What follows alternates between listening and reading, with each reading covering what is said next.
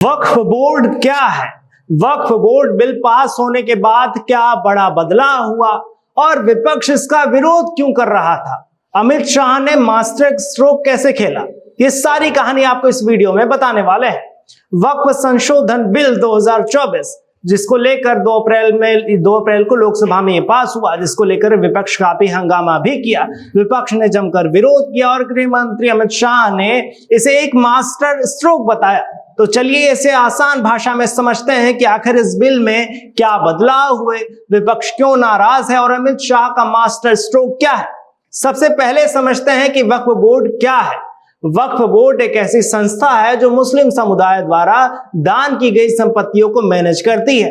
ये संपत्तियां मस्जिद, कब्रिस्तान, मदरसा या गरीबों की मदद के लिए इस्तेमाल होती हैं। भारत में 8.7 लाख ऐसी संपत्तियां हैं जिनकी कीमत लगभग 1 लाख करोड़ रुपए से ज्यादा है। लेकिन इन संपत्तियों को लेकर कई बार विवाद और भ्रष्टाचार की शिकायतें सामने आई हैं, जिसके बाद सरकार ने वक्फ एक्ट 1995 को बदलाव करने का फैसला किया।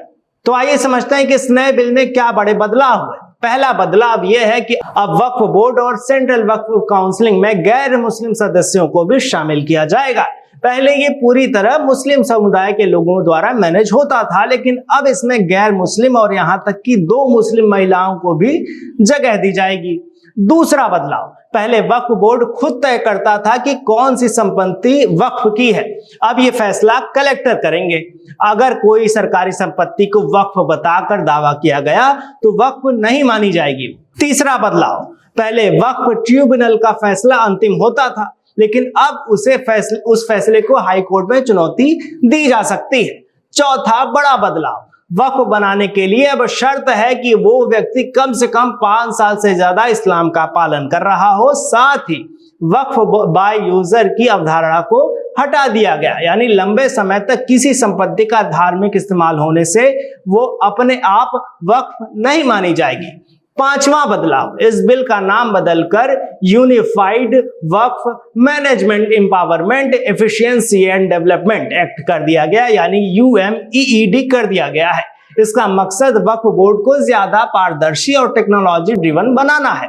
विपक्ष, खासकर कांग्रेस, समाजवादी पार्टी, AIMIM जैसी पार्टियों ने इस बिल का जमकर विरोध किया। लोकसभा में 12 घंटे से ज्यादा चली बहस के बाद यह बिल पास हुआ, जिसमें 288 वोट पक्ष में और 232 वोट इसके खिलाफ पड़े।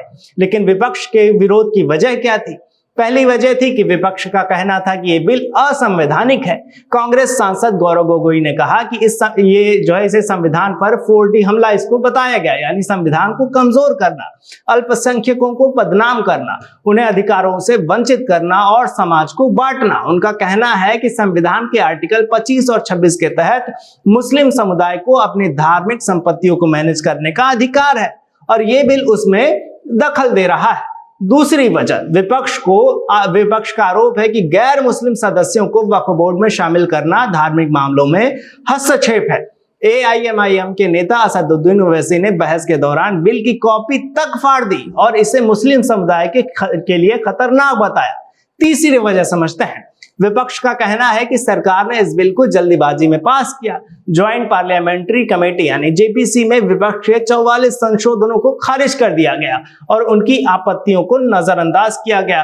कांग्रेस सांसद नसीर हुसैन ने कहा कि उनकी असहमति नोट को भी सेंसर कर दिया गया। अब चौथी वजह भी समझ लेते हैं। विपक्ष का आरोप है कि बीजेपी इस बिल के जरिए ध्रुवीकरण करना चाहती है।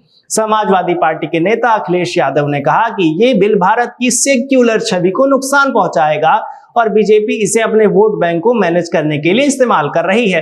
पांचवी वजह भी समझ लेते हैं। मुस्लिम संगठनों जैसे all India Muslim personal law board यानी AIMPLB और जमानत इस्लामी हिंद ने कहा कि ये बिल वक्फ संपत्तियों की स्वायत्तता को खत्म कर देगा और सरकार को इन संपत्तियों पर कब्जा करने का मौका देगा।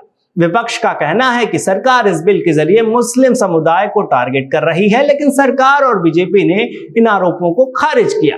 अब बात करते हैं अमित शाह की, जिन्हें इस बिल को पास कराने में मास्टर स्ट्रोक का क्रेडिट दिया जा रहा है। दरअसल गृह मंत्री अमित शाह ने इस बिल को पास कराने में अहम भूमिका निभाई और इसे उनका मास्टर स्ट्रोक कहा जा रहा है। लेकिन क्यों, आइए समझते हैं। पहला कदम समझ लेते हैं। विपक्ष के आरोपों का जवाब उन्होंने दिया। अमित शाह ने लोकसभा में विपक्ष के हर आरोप का तर्कपूर्ण जवाब दिया। विपक्ष ने कहा कि ये बिल धार्मिक मामलों में हस्तक्षेप है, लेकिन शाह ने साफ कहा कि गैर मुस्लिम सदस्य सिर्फ प्रशासनिक कामों के लिए होंगे, न कि धार्मिक मामलों में दखल देने के लिए। उन्होंने कहा कि मैं देश के मुसलमानों से कहना चाहता हूं कि आपके वक्फ में एक भी गैर मुस्लिम नहीं आएगा। इस कानून में ऐसा कोई प्रावधान नहीं है। शाह ने कांग्रेस पर हमला बोला और कहा कि 2013 में कांग्रेस ने वक्फ में ऐसे बदलाव किए जिनसे वक्फ बोर्ड को अनलिमिटेड पावर मिल गई। उन्होंने बताया कि 2013 में कांग्रेस ने चुनाव से 25 दिन पहले लुटियंस दिल्ली की 123 वीवीआईपी संपत्तियों को वक्फ को दे दिया, जो सरकारी जमीन थी। शाह ने कहा कि अगर 2013 में ये बदलाव नहीं हुए होते तो आज इस बिल की जरूरत नहीं पड़ती।